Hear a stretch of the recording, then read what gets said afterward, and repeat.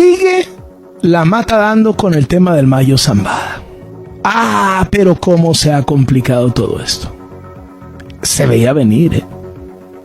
En Sinaloa se confirmó el asesinato de Martín García Corrales. Le decían el Tano o el Cachuchas, operador del Mayo Zambada. Junto a él asesinaron también a su hermano José Ricardo García Corrales y a otra persona. Además, los cuerpos presentaban huellas de tortura. Ojo, la DEA buscaba a este hombre, Martín García Corrales, y ofrecía $4 millones como recompensa. Pero no solo esto. Este individuo estaba metido hasta las manitas en el partido sinaloense, que es el partido de Héctor Melesio Cuen, el que fue asesinado el mismo día de la captura del Mayo Zambada, cuando, según dijo el Mayo Zambada, se iba a reunir con él y con el gobernador de Sinaloa, el morenista Rubén Rocha. Sí. Uno de los más buscados por la DEA, por lo que ofrecían $4 millones, era dirigente político también. Era operador del Mayo, era cercano al otro que se iba a reunir con él. No. ¡Qué entramado! ¡Qué entramado de complicidades! Hoy al presidente López Obrador le preguntaron sobre la presunta negociación que tenía el hijo del Chapo Guzmán con el gobierno de Estados Unidos para obtener beneficios en sus condenas. López Obrador dijo que se vale, que el gobierno de Estados Unidos lo permite, que falta información y que la Fiscalía General de la República va a seguir su investigación sobre qué pasó con el Mayo, todo lo que implicó en el caso. Y entonces le preguntaron de la muerte de Martín García Corrales, por quien Estados Unidos ofrecía $4 millones, que tenía vínculos con Héctor Melesio Cuen, con el partido sinaloense, operador del Mayo Zambada. Escuche usted lo que contestó López Obrador. Todavía se está investigando si son 2 personas que fueron asesinadas. Se está haciendo la investigación, también la Fiscalía, y nosotros deseamos que no se agrave la situación en Sinaloa, que se había mantenido muy estable en cuanto a violencia. Esto no significa que no hubiese homicidios, pero no había confrontación, no ha habido confrontación de grupos. No es el caso Guanajuato o lo que recientemente pasa en Chiapas o en Zacatecas. Esto no se registraba en Sinaloa. Esperemos que no pase jamás. Hacemos ese llamado a que se mantenga la paz en Sinaloa, que se piense en el pueblo de Sinaloa. Me da muchísimo gusto saludar en W Radio al periodista y escritor especialista en temas de seguridad, Jorge Fernández Menéndez. ¿Cómo estás, Jorge? Qué gusto saludarte. Muy buenas tardes. ¿Qué tal? Muy buenas tardes. Un placer estar con ustedes, como siempre. Y de todo lo que se dice, Jorge, de acuerdo a los datos que tú tienes, ¿qué sí fue lo que pasó con el Mayo Zambada?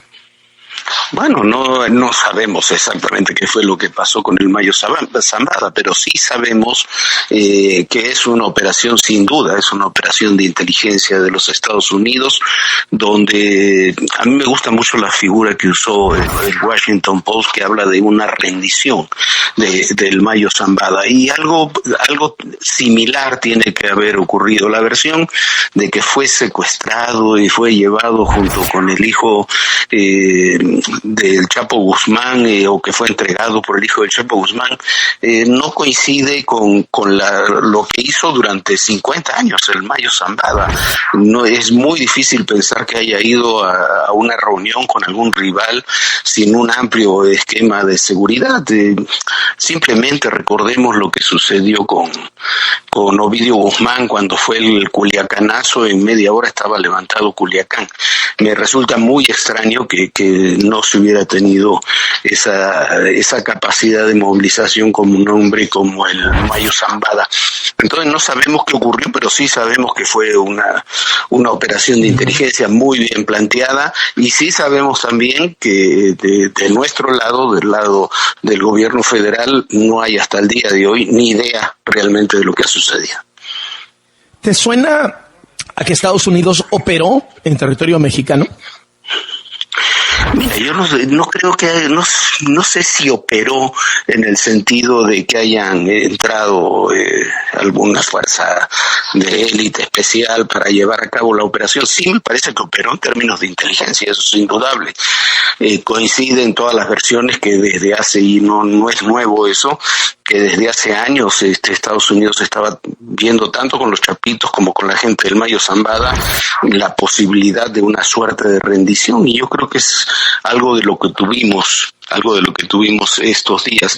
Ese tipo de operación yo no dudo que se tiene que haber hecho. La otra me resulta, puede ser, es probable, no sé, no lo sabemos, pero me resulta que sería más complicada.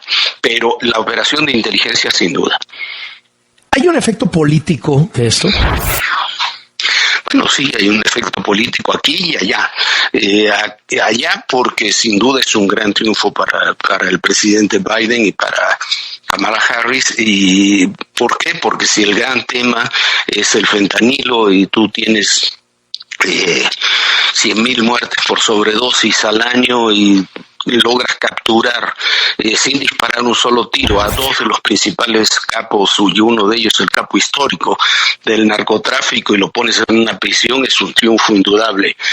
Son los principales proveedores de fentanilo que tiene Estados Unidos, de fentanilo ilegal que tiene Estados Unidos. Y por otra parte, aquí me parece que es, yo lo decía algo así como el epitafio de la estrategia de abrazos y no balazos, porque se demostró que con esa estrategia los cárteles se empoderaron. Los grupos criminales tienen hoy más poder que antes. Según la Cámara México-Americana, controlan el 13% de las empresas. Según el Comando Norte, controlan el 30% del territorio, pero además ni siquiera estamos en capacidad de enterarnos qué es lo que sucedió. Han pasado muchos días y todavía no tenemos ni siquiera una versión verosímil de qué es lo que sucedió, de dónde se llevó al Mayo, cómo se lo llevaron, en qué condiciones. Entonces, me parece que a partir del 1 de octubre tiene que haber una revisión muy profunda de toda la estrategia de seguridad. ¿Crees que puede haber preocupación en el gobierno, en el presidente, en alguno de sus leales por lo que pueda decir ante las autoridades estadounidenses el Mayo? Tanto el Mayo como los Chapitos, porque hay que recordar que tanto Ovidio como Joaquín probablemente estén ya con una suerte de mecanismo de testigos protegidos. Y yo creo que sí. ¿Por qué? Porque lo que pasó en el pasado, digamos, valga la redundancia, lo que ocurrió en el gobierno de Calderón, en el gobierno de Peña, y eso ya lo sabemos con todas las vicisitudes que hayan tenido esos juicios, con el juicio del Chapo, el juicio de García Luna. Lo que saben los Chapitos, que hasta hace poco tiempo, 5 o 6 años, eran todavía un grupo menor, desde la extradición de su papá, del Chapo Guzmán, comenzaron a destacar como un grupo y comenzaron a destacar precisamente con el fentanilo, es lo que ocurrió en los últimos años. El Mayo Zambada puede hablar de lo que ocurrió hace 30 años, pero lo que ocurrió también anteayer. Entonces, yo me imagino que tienen que haber preocupación en niveles del gobierno federal, de varios gobiernos estatales, comenzando por Sinaloa, de instituciones, incluso de empresarios. Quién sabe qué es lo que se va a divulgar y lo que se va a decir públicamente, pero en términos de información e inteligencia tienen prácticamente una enciclopedia, las posibilidades de una enciclopedia sobre el crimen organizado en México, ¿no? Jorge Fernández Menéndez, agradezco muchísimo estos minutos para W Radio. Qué gusto saludarte.